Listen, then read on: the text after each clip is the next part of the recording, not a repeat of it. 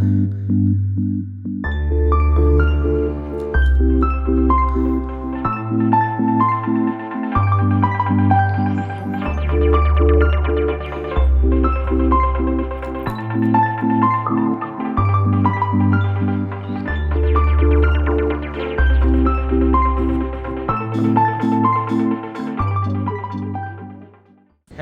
there Internet, and welcome to my Isetta restoration series.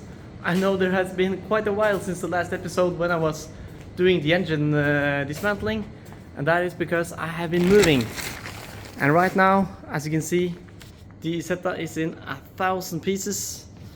Well, you all already know that, of course, but if you look around, there's a lot of boxes here, and well, we got the frame, obviously we got the chassis. And I'm actually 500 miles, well not miles, 550 kilometers away from where I actually are living now. Which means it's really hard for me to work on the BMW Isetta, and that's why I need to move it all the way down to where I have moved at the moment. Which means that we need to pack up everything. And oh boy, is there a lot to pack. So this episode I will not really actually work on the Isetta. Just to make that disclaimer right away for you guys who only want to watch the process of how things work or goes together. This episode I will actually just show you a little bit about the project because I need to move everything around.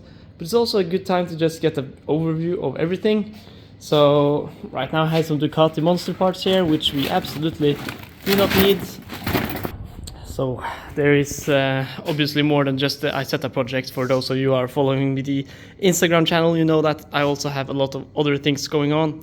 But anyways, I have one Volkswagen Caddy Maxi, and I'm supposed to move this frame right here, this body of the Isetta, all of the components and my equipment and my tools and everything else inside here. I also have the exhaust system for, well, the Ducati Monster, some other parts for the Ducati Monster, and all the old parts for the Isetta. Obviously the door, which I totally forgotten about, which we also need to strip for paint, and also we need to prime it. Well, that needs to go in the car as well. And then we have, oh my boy, there's even more parts going in here. It's rusty bumpers and exhaust systems. I think maybe I'll just throw that away actually, because, well, why do I need it? I already have the new parts anyways. And we have the, of course, the seats. That will take a lot of space. I'm starting to realize I probably will not be able to get all of this in the car. And then we have quite a few new components in here as well. And yeah, a bunch of other stuff, just a ton of stuff for the Isetta here. And obviously, I need to move the things in my apartment as well. So it's gonna be tight in the car. I don't think I will get this car in the car, right? Or this car in the car. I don't think I will get the Isetta in the Caddy. At this moment, I will have to take it down at some later point. We also have parts right here. And there's so much stuff. I haven't seen this car in a long time.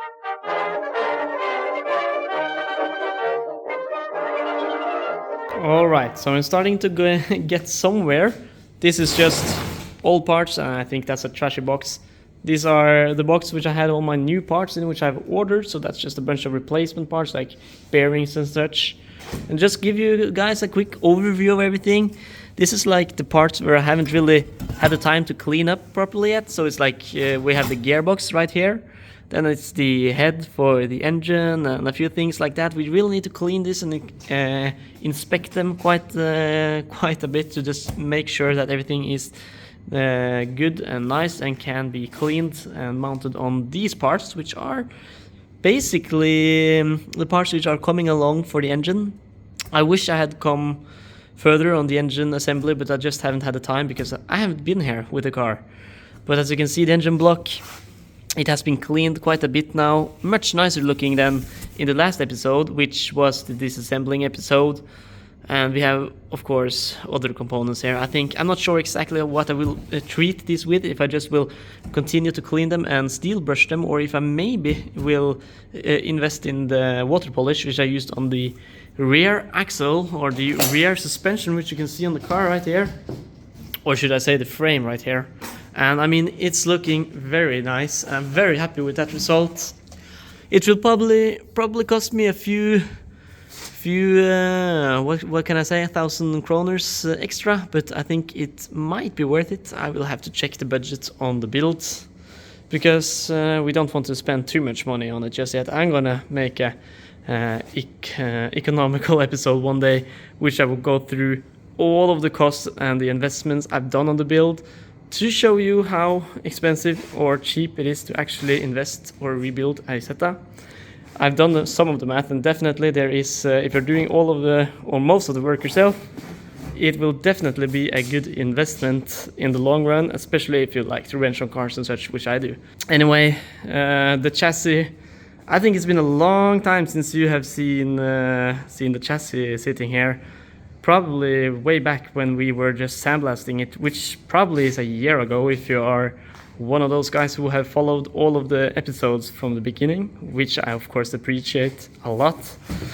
But yeah, you can see there's quite a bit of damage here, and the floor is obviously gone as well. And yeah, it's looking nice in red, but it's definitely a lot of work to be done on this car.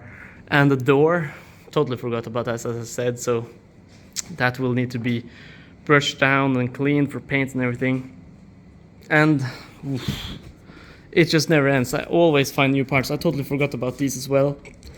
Just tons of old parts, like seals and chrome lists, and I mean, this is kind of a dilemma right here, because you will look at this and you think, this is just trash, we don't need this. But definitely these ones, we need these. These are expensive and they are rare to find. These are original. We don't want to lose these. These are just aluminium. I think maybe they had some sort of treatment, but yeah, I think maybe it's just paint. But you know, finding exterior and interior parts for your build, no matter what it is, but probably for Isettas as well, it can be extremely difficult. So you should always save your parts until you got them on the car and you are 110% sure they fit your car and you have replaced them. Then you can throw them away or sell them. And we have of course more of the same in the box below. I think I will start dragging all of these parts out, find better boxes for them, because these are just water damaged and soft and moldy, and they don't work at all because this cave, well, it's just not the most, it's not the driest place here in Norway, I can say so much. Alright, so you all remember this one, my little galvanic cell right here. I haven't actually, wow, look at this one, I haven't seen this for years, I almost said, but it's been a time. This is the sacrifice anode, so you can see how hard that one has been working. But this panel right here, some of you may remember. If you have your own car, you probably remember it if you're restoring one. These are the tray. On the bottom side, it's been laying without any electricity, so in the water for quite a few weeks now. And as you can see, it's not rusty at all. Yes, I know it looks rusty here, but that's just surface mud. I will try and just clean it for you and you can take a better look.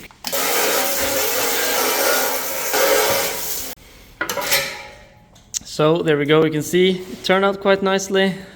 I know it sort of seems a bit rusty, but it's, you know, all of the major rust is actually gone. I will of course repeat this process because it's been laying in this rusty water for such a long time, but yeah, I guess I will just quickly dry it off and then repaint it, and then I will actually take it, well, put it in the box the box with all the parts in. Alright, so many of the boxes are now packed and very full, so we are starting to get all of the parts, well, away basically. And you can see inside the Isetta, it's a long time since I've actually been able to watch inside of it and just get a good look on it.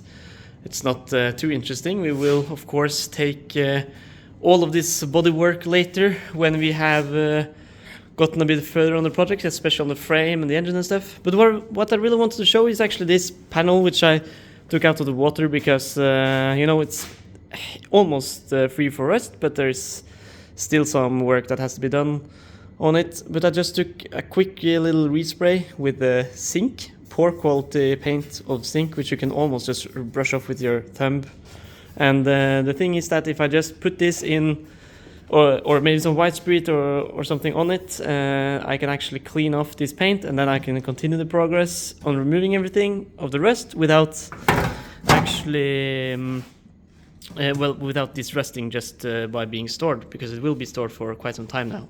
Well, there we go. The door is on the car, and obviously all of the boxes are in the car, and I'm actually quite impressed that I managed to get all of the components inside here. I mean, we got the steering rack and wheels, we got the engine, we got the gearbox, and all of that good stuff, and the wiring and the headlights, bunch of stuff, the roof, everything is now in the car. And look at all of those boxes that I actually had all of those components in. It's just so many of them. Thrown a few already. I mean, Jesus, that was a lot of space. And yes, I think I will throw away that interior padding or for the door, because it just looks so poor. So, well, that's really nice. I managed to compress most of it inside of the car. It would be nice to get the chassis on the frame. It would take even less space, but I don't want to damage anything, so I think I want to ship them separately, which, well, probably is gonna take a bit more space. And we also got the couch over there, so hopefully I will be able to get some of these boxes in the car, actually in my car. We'll see about how well that will go, how much space I will have left, but I probably need to take another trip someday and get all this stuff away and pick it up. But well, just take a good look at the Isetta. It's looking quite nice there. I like the heart on it. Maybe I won't spend any money on the paint job. It's looking quite good, don't you think? Anyways, while we are here, maybe we should name it. I'm not sure what I will call it, but I feel like I need to tag a name on it just so it gets some personality. It already has a bit of personality with that little tiny cute little heart there. Maybe you guys can help me find a name. Put it down in the comments if you want to. It would be nice.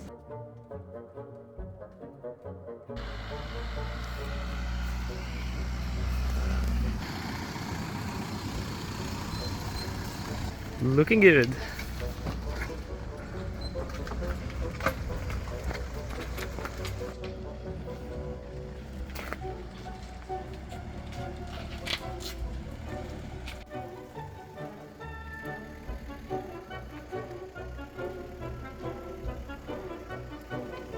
So that basically ends up the time that I had in the Bat Cave, or in the cave in Trondheim, which is 500 plus kilometers away from here. And finally now I'm home, or at least at my parents' home, where the Isetta now has arrived. And it's along with all the other cars around here on the parking lot. And well, this is the last day it will be here, because we're gonna transport it to another garage where it will be stored for some time. The reason for why I need to transport it away is because, well, this was my project when I was studying up in Trondheim, and right now I have so many projects going on, so I need to just store it away for a while I'm finishing up the other projects. So it's gonna be a little bit slow on the progress on the YouTube side for now, as it has been for the last year. But as you can see, it's looking quite good actually. I mean, the frame is looking nice, and actually this is the first time the chassis has been almost on the frame again, and looking kind of hot rod-ish when it's sitting on here. I'm actually considering maybe wrapping up the engine and the gearbox, and maybe possibly just put the chassis on top and just test drive it like this for a while, because it just looks so funny and cool. Hopefully I will be able to just do some small progress on this every now and then we can, well, finish up the engine. I should do that through the winter, because when everything is in so many parts, it's gonna be hard to remember where it all goes back together. But anyway, I can show you now the main reason for why I will actually not prioritize this project until my latest or my earliest project is finished, and it's standing over here.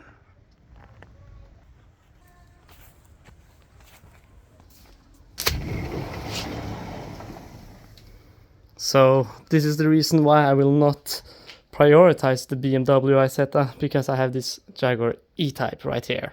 And this is my favorite car, obviously. I've worked on this for 11 years now, and I have so many thousands of hours into this project. It's a 1967 2+2 Series 1 car with a 4.2 liter straight six, of course. I'm not gonna go into too much detail on this car because I know this is about the BMW Isetta, but I think it's worth just pointing out why I will not focus on the Isetta, because this one is sort of my main car. But as you can see, it's quite nice, and it's been looking like this for all of the 5 years I've been studying up in Trondheim, and it would be kind of hard to have this one in the cave. That would probably damage the car more than it would bring it forwards. Anyways, this is Jaguar E-Type. This is the reason this Isetta will not be prioritized anymore. But if you like this project, if you think it looks interesting, which it is, just put it down in the comments. Maybe I should make a series on this car as well. It will obviously not be from scratch, but it could be about the process of getting this one on the road again, which is that close to basically.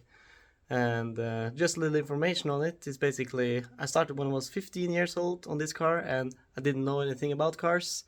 And you can see how it turned out right now, and that's also the reason for why I'm not scared to just tackle a restoration on the BMW Isetta either. So hopefully the goal is to get the Isetta in the same sort of, or close to the same sort of perfection as this car is, because this one is quite good on most of the components.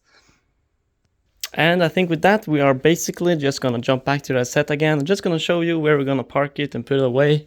So yeah, hopefully I will be able to make the next episode about the assembly on the Isetta and just about the process. But on this episode it's going to be about the process, just to know you guys who are following the channel that I have not given up. It's just sort of put on ice for a little while. And obviously I am going to finish the project. Kind of liking the stance on the car right now. Maybe we should put it like this, looking kind of aggressive. I could also share that we do have other cars which are kind of cool as well. So if you're interested in English cars, Swedish cars, more English cars, maybe some American touring pickup car stuff, more English, some weird English, then you should obviously subscribe and follow the channel, and also comment it in the comments so I would know. Alright, so finally I've gotten the BMW Isetta in the storage room, which is a little bit away from home where I live, and it will sit here for a little bit at least. Maybe I will have some time to fix up a few things on the frame, I will see. But basically this is the place that it will rest for a while. Again, yes, this is about the BMW Isetta and not every other car, but well, this is an XJR, which is kind of cool, and I just need some papers on it, and this might actually be a really cool car to drive on the road. Maybe I even will make a series on this one as well.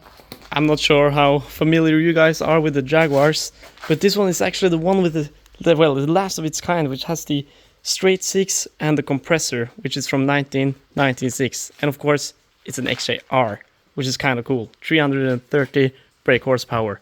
And it's looking really good actually on most parts, except for, yeah, this little damage right here. That's just a minor little damage we have to buff out. But of course the real issue with this one is the papers. Anyways, by now you probably understood that there is more cars in my reach than just the BMW Isetta. And I will probably post more about the other cars as well. So if you like it, please just check out my channel, check out the videos, check out the series. I have plenty of projects around here. Not everyone is ours, but they are cool anyways. So if you like all this content, and of course if you are following the Isetta restoration series, please subscribe to the channel and like it and comment it, of course. Say what you think about all of these cars. Is there any of these cars you might want to see in the future? Do you want to see a special build or anything? Just tell me and I'll try and make that come true. I will see you next time in my next episode.